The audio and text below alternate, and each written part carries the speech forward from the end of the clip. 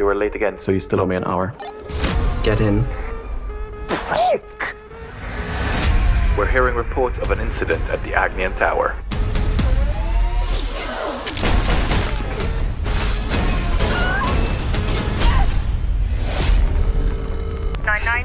What's your emergency? Are you fucking kidding me? Greedy, needy, cocky. We're going to shine a light on your crimes. So you will be worthless. Cheers.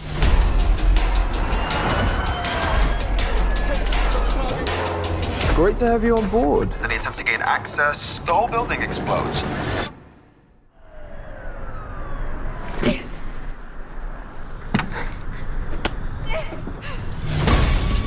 Someone got inside. One of the cleaners. Find them. Okay, Joey, get a grip. Your brother needs you. Put it down.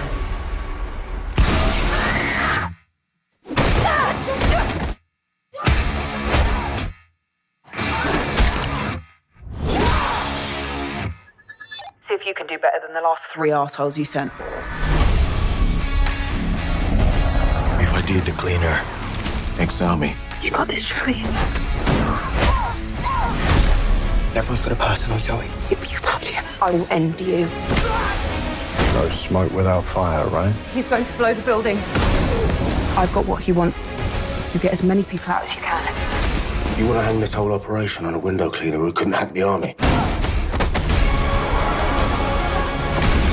I was never there for you.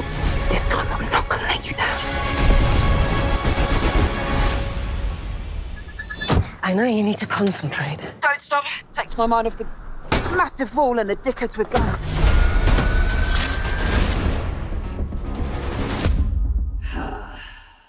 Come out to the coast, we'll get together, have a few laughs. Hello there, Richard the Film Geek here, and I'm here to give you guys my very first disaster piece review of the Sky Movies original British action thriller film, Cleaner.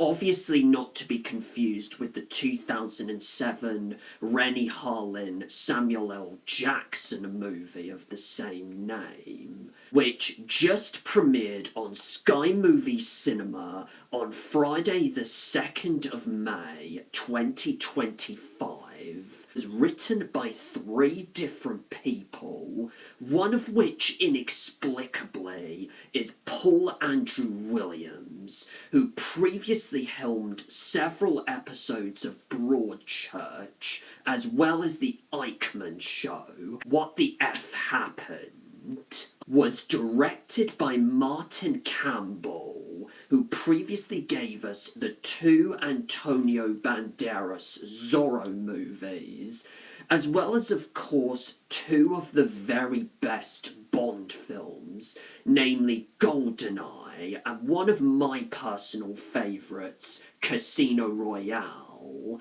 and stars Daisy Ridley and Clive Owen. The story of Cleaner just absolutely stinks of the most laughably ridiculous, brazenly unoriginal, and insultingly inferior, generic, and cookie-cutter knockoff and or female-led remake of the original Die Hard you are ever likely to come across in your life these days. A bunch of extremist, terrorist bad guys, led briefly by Clive Owen as the prototypical Hans Gruber character, before being abruptly killed off and replaced by one of his lunatic henchmen with literally none of the intelligence, the ruthlessness, the menace, or the charisma of a Hans Gruber, take over a London skyscraper, presumably either the Shard or Canary Wharf, during a big event, take everyone attending said event hostage for some stupidly underexplained, ill-conceived and contrived reason somewhat related to climate change and saving the planet from corporate pollution and vigilante justice in terms of exposing all the millionaires and billionaires for their lies, hypocrisy and corruption. And it's thus promptly up to essentially the female John McClane, played by Ray herself, Daisy Ridley, to find a way to infiltrate the building, take out the bad guys, and save all the hostages, which somehow happen to include her autistic younger brother. Effing what? Now, before I get to tearing this thing a new arsehole, I just want to briefly explain as I can why I'm calling the legit bad movies I'm reviewing on this channel disaster pieces. One reason is because I personally wanted to differentiate myself from my peers on this platform. You know, instead of using the term epic rant or killer rant, because A, I'm of the frank opinion that using terms like those are not exactly entirely accurate, and B, it's kind of been overused and done to death at this point anyway. And the second reason is because the only perfect way for me to describe a disaster piece, like in this instance, is something that just has no redeemable qualities whatsoever, is incompetently made, lacks all imagination and or creativity, is purely cynically designed to make money and fuck all else, does not care one iota about the audience's intelligence, and instead only panders or preaches to them, either via nostalgia baiting or identity politics or whatever, and above all, perfectly sum up everything that is fundamentally wrong with Hollywood. So with all that being explained, and now that I've recently watched this blatant, unoriginal piece of shite for the first and or only time, here are my rather unsurprisingly blunt thoughts on Cleaner. Oh my god, it's so terrible! It's so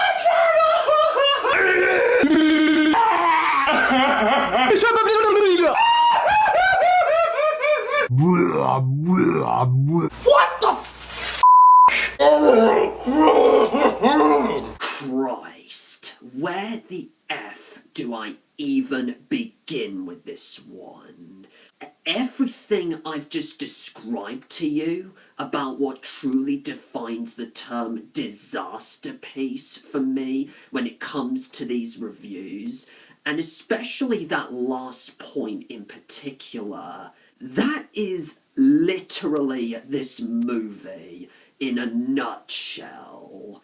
And of course I know that perhaps I may be a tad OTT with some of my opinions here, and maybe taking this movie more seriously than I otherwise ought to, but honestly, what I have to say here is genuinely deep down how this movie makes me feel. In other words, without any exaggeration or hyperbole, this movie really sucks. Not only is this the worst 2025 movie I've seen so far, not only is this one of the worst examples of a generic cookie-cutter action movie I have ever seen, And not only is this one of the worst attempts to literally, blatantly, brazenly, and cynically rip off the plot of the original 1988 Christmas action masterpiece that is Die Hard, but it's also not even close now, at least so far anyway, that this is the worst movie I've ever had to experience for the first time this year, if not potentially easily make it into my top 3. And I'm not even taking any pleasure whatsoever from tearing this thing apart, I swear, because my going into this movie genuinely felt like I was attending a funeral. It really profoundly saddens and depresses me that this movie had to blow as heavily and horribly as it did, because these are legit, immensely talented people, but clearly A, they're not given proper, competent direction here, and B, their talents are being kneecapped as fuck by this piece of toilet paper excuse for a script that is so evidently beneath them, it's not even funny at this point. Which actually perfectly leads me to talking about the first major problem with this movie. This script is atrociously generic and lazy. The eco-message concerning the bad guy's motivations the film attempts to convey about saving the planet from corrupt corporate polluters, while well-intentioned on the surface, only just comes across as way too heavy-handed, forced and contrived for its own good due to the horribly incompetent execution. And for literally the first hour of this movie, in other words, only until the last half hour, nothing happens. Are you freaking kidding me? Not to even mention as well how insane in its sheer disingenuousness this script truly is. And what I absolutely mean by this is that it tries so goddamn hard to be as dissimilar as possible to the original Die Hard that it actually ends up falling into the trap anyway of being too similar to the original Die Hard. Oh my god! This is the best day of my life!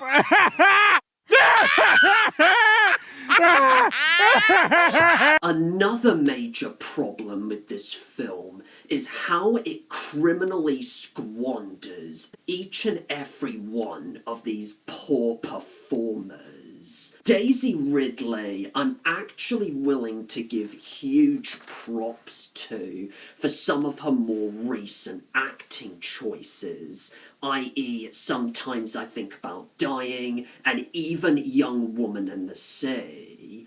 And especially, of course, for bravely attempting to distance herself as an actor from the Star Wars bubble, the same way Mark Hamill, Harrison Ford, and even Natalie Portman did. But why the actual hell did she sign on to this script that not only essentially gives her yet another poorly written and bland Mary Sue character to have to work with, but also makes no bare bones secret whatsoever of shamelessly cashing in on her role as Rey in the sequel trilogy. and nothing really else, apart perhaps from the only major physical difference being that she wields a gun instead of a lightsaber. Look, if you're watching this, Daisy darling, here's my advice. Keep up the awesome, fantastic work, absolutely. But it's just absolutely ridiculous what you're doing here. Because even I know you are perfectly capable of so much better than crap like this. Honestly, while I'm on the subject of Daisy Ridley, her autistic younger brother in this movie... Are you freaking kidding me?! I'm sorry, but even coming from someone who is openly autistic himself, this is a complete and utter spit-in-the-face joke. This has to be one of the most ridiculous, stereotypical, and insulting misrepresentations of autism I have ever seen in any form of media, period. Yes, sure, I'm willing to forgive the actor if he was only trying the very best he can with this dogshit material. But at the same time, however, he is another actor in this film who has just not been given proper direction. Ruth Gemmell also does jack shit in this movie. As for Clive Owen, even despite him being teased in the promos and the trailer as the main bad guy, which admittedly I was remotely excited for, turns out he's barely even in the movie. And I'm actually not BSing around when I say he literally has 10 minutes of screen time in this movie, which isn't even enough to count it as a glorified or extended cameo, obviously, before he gets abruptly offed on screen by the actual main bad guy. And I just facepalm in pure disbelief and keep thinking to myself, effing wow. Talk about one of the most egregious examples right here of false advertising with one of your biggest stars, let alone an unspeakably criminal and despicable waste of a talent. Speaking of the real main bad guy in this movie, let's just say he is most probably one of the worst villains I have ever seen in any action movie. The performance this guy gives here is laughably horrendous. He is not threatening in the slightest. He's rather pathetic. He has zero credible menace, charisma, charm, or humour to speak of. He comes across as way too stupidly cartoony at times. And worst of all, it's almost as if he's trying way too hard and failing rather dismally to merge Alan Rickman's powerhouse performance as Hans Gruber with that of Heath Ledger's Joker from The Dark Knight, and perhaps to a lesser extent Toby Kebbell's Cobra from Dawn of the Planet of the Apes.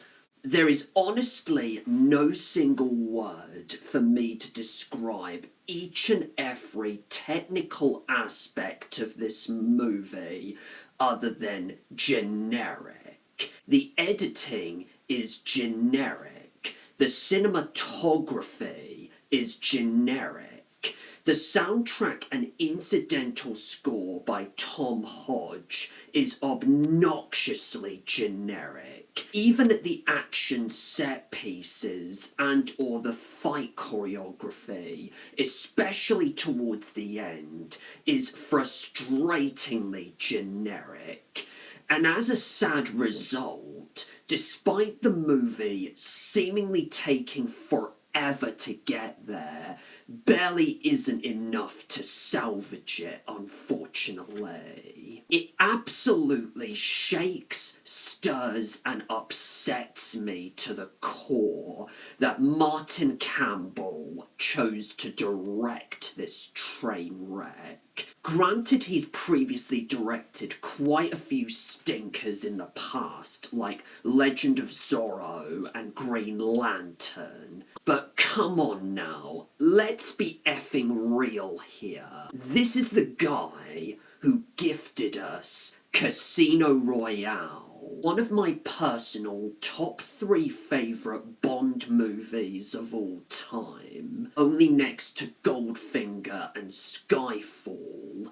Easily the best cinematic introduction to a James Bond ever made, as well as right up there with Batman Begins as one of the best reboots to a film franchise ever made, and above all in particular, such an incredible and fantastic debut for Daniel Craig's instantly iconic take on the Bond character. And yet here, it's almost as if Campbell was on autopilot the entire time and either checked out, sleepwalked his way through production, and or more likely just gave up, relinquished full creative control to the studios, and just sat there on the sidelines and allowed the studio to do whatever they wanted.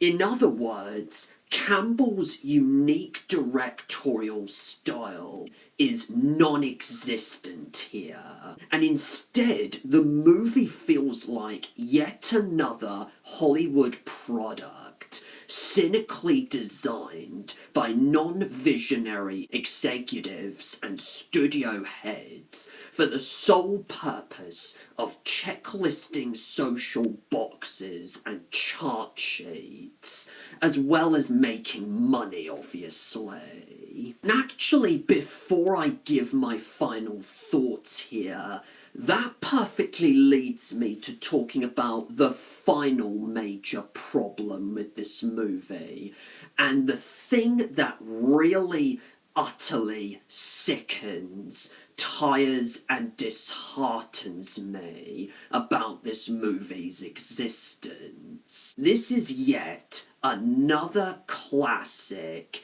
yet sad example of everything that's gone disastrously wrong and lopsided these days with modern mainstream Hollywood, which is just absolutely pathetic to see. Film markets being oversaturated with nothing but countless sequels, prequels, remakes, reboots, reimaginings, etc. Originality, innovation and creativity gone right down the Kazi, except that the more obvious upside is those 3 things are still present, thankfully, albeit from smaller independent art house studios like A24, studio bigwigs constantly interfering with productions and giving much more of a shit about quantity over quality in the short term than they ever have in the past.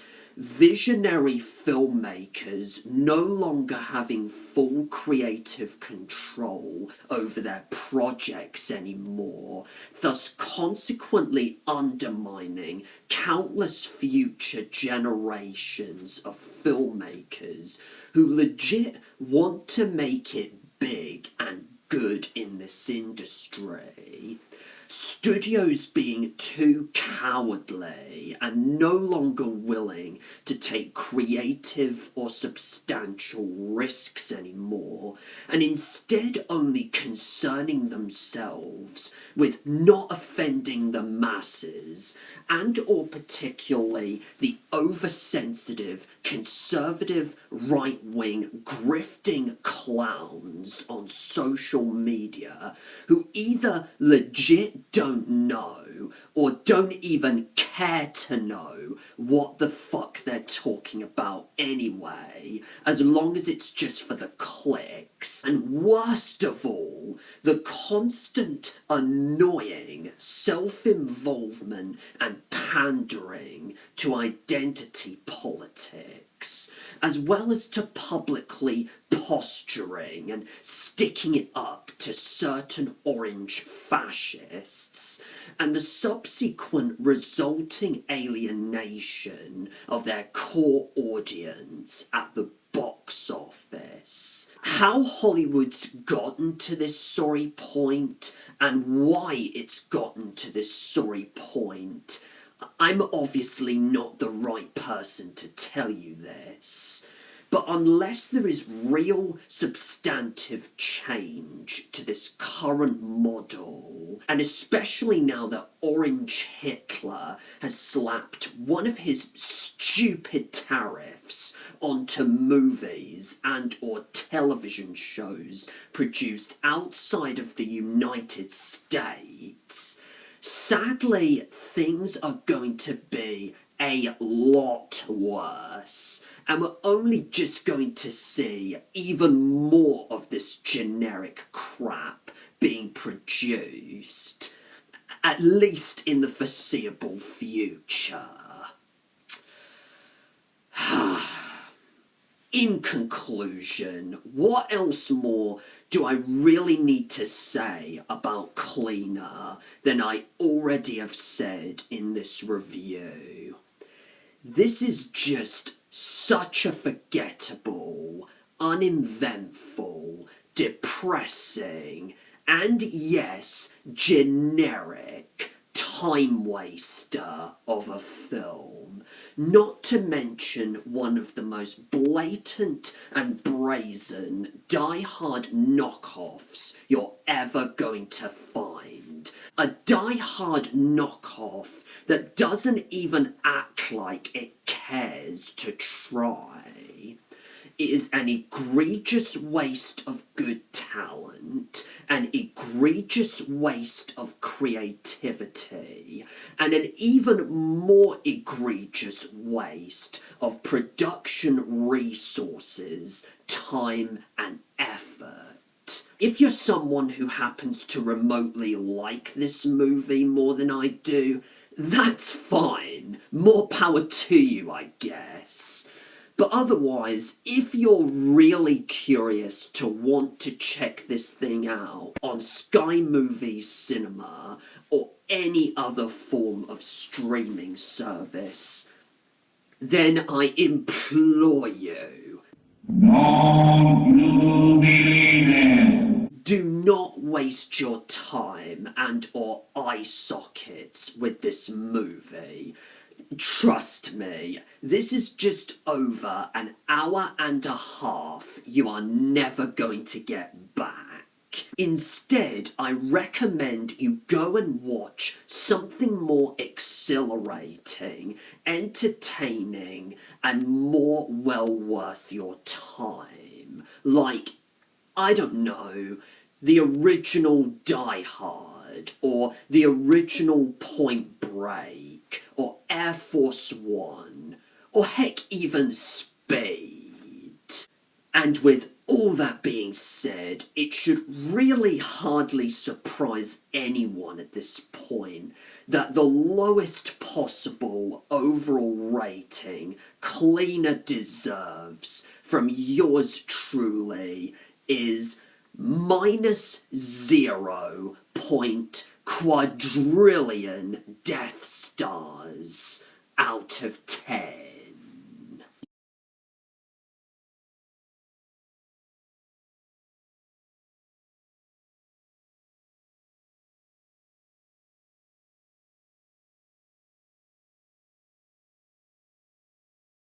Don't forget to do the following few things as always. Leave a comment below, let me know your thoughts on Cleaner, subscribe to my channel, click on the little bell to receive any emailed notifications and or updates from the channel. If you haven't already, you can also follow me on Facebook, Instagram, Letterboxd and Blue Sky. Do take care everyone, and yippee-ki-bye.